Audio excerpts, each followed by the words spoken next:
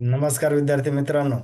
आपण या सेशनमध्ये MPC गट क प्री एक्झाम जी 11 जानेवारीला झाली होती त्याचा अंदाजित कट ऑफ फर्स्ट की नंतर किती येऊ शकतो याचा आपण एक थोडासा आढावा घेऊया. आता मी पहिलेही सांगू शकतो की हा अंदाजित कट ऑफ आहे. हा कुठं काही आयोगानं सांगितलेला नाही किंवा कुठल्याही अथॉराइज पर्सननं सांगितलेलं नाही किंवा मलाही जास्त काही कट ऑफचं नॉलेज आहे अशातलाही भाग नाही. फक्त आम्ही काय करतो की जे काही आमचे पहिले अनुभव आहे स्पर्धा परीक्षेला जे काही 4-5 वर्ष शिकवायचा अनुभव आहे किंवा जे काही आमचे जुने मित्र आहेत किंवा विद्यार्थी कॉन्टॅक्टमध्ये आहे त्यांनी सांगितलेल्या स्कोअरनुसार एक आम्ही अंदाज व्यक्त करतो, फिक्स कट ऑफ सांगत नाही. तर त्याच्यामुळे ज्या विद्यार्थ्यांना वाटते की विश्वास ठेवायचा तर त्या विद्यार्थ्यांनी विश्वास ठेवावा. ज्या विद्यार्थ्यांना वाटत नसेल त्या विद्यार्थ्यांनी विश्वास ठेवू नये. नाहीतर उगाच काहीतरी बाबा काहीतरी कमेंट्स करणं या गोष्टी आपण टाळल्या पाहिजे किंवा कमेंट्स बॉक्समध्येच एकमेकाशी एवढा लागते रे तेवढा लागते अरे फिक्स कट ऑफ कोणालाच माहिती नसते हे लक्षात घ्या. उगाच वाद करण्यात काही अर्थ नसते. त्यामुळे कमेंट्समध्ये उगाच कोणी कोणाशी भांडण करून काही फायदा होणार नाही. तर ज्याला वाटते त्यांनी विश्वास ठेवा, ज्याला वाटत नसेल त्यांनी सोडून द्यावं. ठीक आहे, तर आपण लगेच बघू. तर आता बघा की कट ऑफ डिसाईड करणारे फॅक्टर कोणकोणते असतात. ज्याच्या बेसवर आपण कट ऑफ सांगतो त्यासाठी काहीतरी कट ऑफ डिसाईड करणारे फॅक्टर लक्षात घ्यावे लागतात. त्यावरूनच आपल्याला एक अंदाजित आकडा मांडायला किंवा सांगायला एक मदत होते. आता बघा पहिला जो काही कट ऑफ डिसाइडिंग फॅक्टर आहे तो म्हणजे काय लेवल ऑफ डिफिकल्टी. जो काही परीक्षेची लेवल ऑफ डिफिकल्टी कशी होती त्याचा तो महत्वाचा रोल प्ले करत असते की कट ऑफ सांगण्यासाठी. तर जर आपण 11 जानेवारीचा पेपर जर बघितला तो फार इझी सुद्धा नव्हता, फार कठीण सुद्धा नव्हता. तर मग तो कोणत्या कॅटेगरीत होता? तर तो इझी टू मॉडरेट या कॅटेगरीमध्ये येतो तो पेपर. नंतर अवेलेबल जागा साधारण आपण जर बघितलं तर या यार्डमध्ये 938 जागा आहे. याच्यामध्ये काही एक्साइज PSIच्या किंवा इतर कोणत्या पोस्टच्या जरी ॲड झाल्या तर ऑब्व्हियसली कट ऑफ 1-2 मार्कानं कमी येण्यास मदत होईल. म्हणजे पण सध्याच्या घडीला आपण फक्त जे काही 938 जागा आहे ते कन्सिडर करून एक अंदाजित कट ऑफ मांडण्याचा अंदाजित कट ऑफ व्यक्त करण्याचा प्रयत्न करू.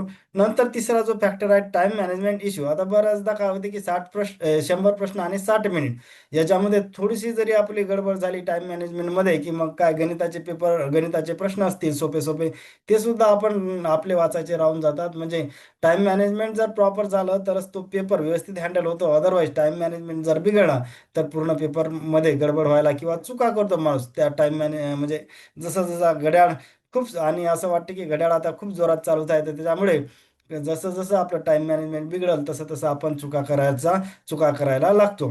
नंतर विद्यार्थ्याचे आंदोलन म्हणजे गट बच्या वेळेस जे आंदोलन झालं त्याच्यानंतरच गट क ची एका आठवड्यानंतर एक्झाम झाली आणि त्याच्या आंदोलनाच्यामुळे विद्यार्थ्याच्या मानसिकतेवर थोडाफार परिणाम झाल्याचा आपल्याला जाणवते आणि त्याचाही डायरेक्टली इनडायरेक्टली का होईना पण कट ऑफवर परिणाम होतो.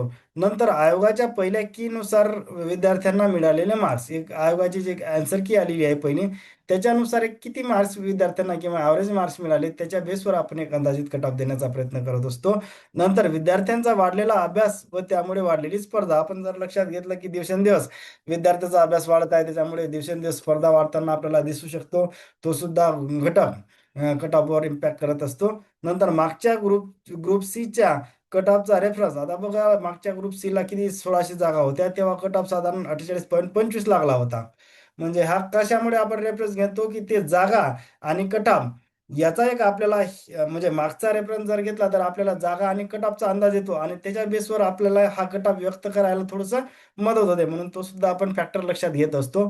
नंतर शेवटचा जो फॅक्टर आहे राज्यसेवा करणारे बरेच विद्यार्थी पॅटर्न चेंज झाल्यामुळे ग्रुप बी आणि ग्रुप सीच्या एक्झामकडे वळताना आपल्याला दिसतात आणि त्याच्यामुळे सुद्धा बऱ्यापैकी कॉम्पिटिशन वाढलेली दिसते. म्हणजे तो सुद्धा एक इम्पॅक्ट या कट ऑफवर पाडतो म्हणून तो सुद्धा कन्सिडर करायला हरकत नाही. तर हे झाले आता आपले फॅक्टर. तर आता याच्या बेसवर एक अंदाजित कट ऑफ काय असू शकतो हे आपण बघू. आता बघा हा जो काय मी चार्ट काढला मी पहिलेही सांगितलं मी काय कोणता कट ऑफ सांगणारा तज्ज्ञ नाही किंवा कट ऑफ फिक्स कोणालाही सांगता येत नाही.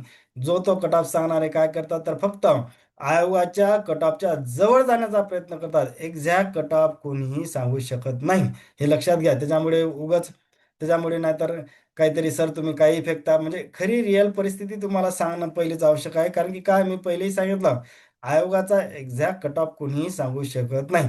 मग कट ऑफ सांगणारे जे काही टीचर असतील, विद्यार्थी असतील किंवा स्पर्धा परीक्षेचे विद्यार्थी असतील किंवा इतर कोणी एक्सपर्ट असतील तर ते काय करतात की आयोगाच्या कट ऑफच्या जवळ जाण्याचा प्रयत्न करतात. एक्झॅक्ट कट ऑफ कोणीही सांगू शकत नाही, हे लक्षात घेणं फार गरजेचं आहे. त्याच्यामुळे हे ज्याचा त्याचा विश्वासाचा प्रश्न असतो. त्यांनी ज्यांना वाटते की त्यांनी विश्वास ठेवा वाटते त्यांनी विश्वास ठेवावा, ज्यांना वाटत नसेल त्यांनी ठेवू नये. नाहीतर सर मग काहीतरी कट ऑफ सांगता, कट ऑफ वेगळाच लागते. अरे हो, ते सगळं मान्य आहे. पण आयोगाचा तुम्हाला पहिले सांगितलं की एक्झॅक्ट कट ऑफ कोणी सांगू शकत नाही. फक्त एखादा टीचर त्याच्या क्लोज जाईल, एखादा थोडासा क्लोज दूर जाईल. म्हणजे एक्झॅक्ट कट ऑफ त्याच्यामुळे कोणी सांगू शकत नाही. तर हा झाला. ठीक आहे, आता आपण डायरेक्ट कट ऑफच्या रेंजकडे येऊ. आता बघा, पहिला जो कॅटेगरी आहे ओपन जनरल, तर याचा कट ऑफ मी साधारण 51 ते 53.50. आता मी जे आन्सर की येण्याच्या अगोदर जो कट ऑफ सांगता तर मी ती 54 रेंज सांगितली. आता काय होते की बऱ्याचदा प्रायव्हेट कोचिंग क्लासेसच्या आन्सर कीनी आणि आयोगाच्या आन्सर की मध्ये थोडाफार फरक असतो. त्याच्यामुळे मग मी ती थोडीशी एक रेंज मॅच करण्याचा प्रयत्न केला. नाहीतर तुम्ही म्हणसा सर पहिल्याच्या वेळेस तर तुम्ही 54 सांगितलं हायेस्ट. पण काय होते की बऱ्याचदा प्रायव्हेट क्लासेसच्या आन्सर कीनी थोडे मार्क्स जास्त वाटतात. पण आयोगाची रिअलमध्ये आन्सर की आली तर कोणाचा 1, कोणाचे 2, कोणाचे 3, एखाद्याचा वाढू शकते अपवाद केसमध्ये. म्हणून ती मी जे काही माझी 54ची रेंज होती हायेस्ट टोकाची ती ती थोडीशी 50ने कमी केली. त्याच्या मागचं हे खरं कारण. आता बघा ओबीसी जनरल हा सुद्धा किती सांगितला मी, 51 ते 53.50.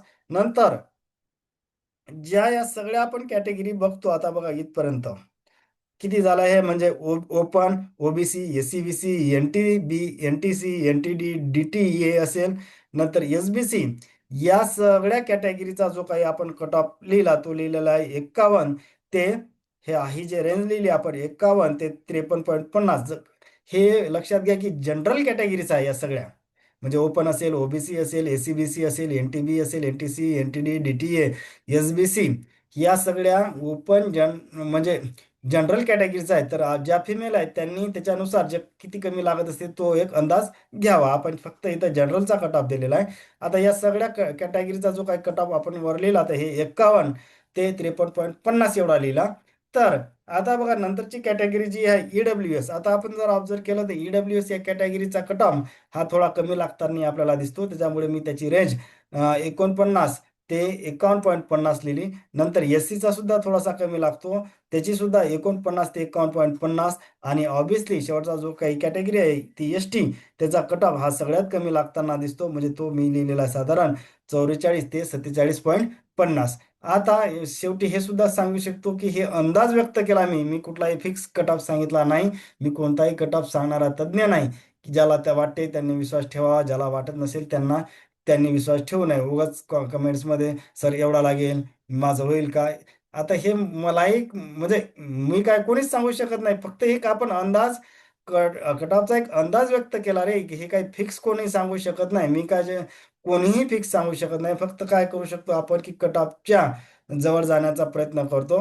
होप करतो की माहिती कामाची असेल. कामाची जर असेल तर आपल्या चॅनलला लाईक, सबस्क्राईब आणि शेअर करायला विसरू नका. थँक्यू.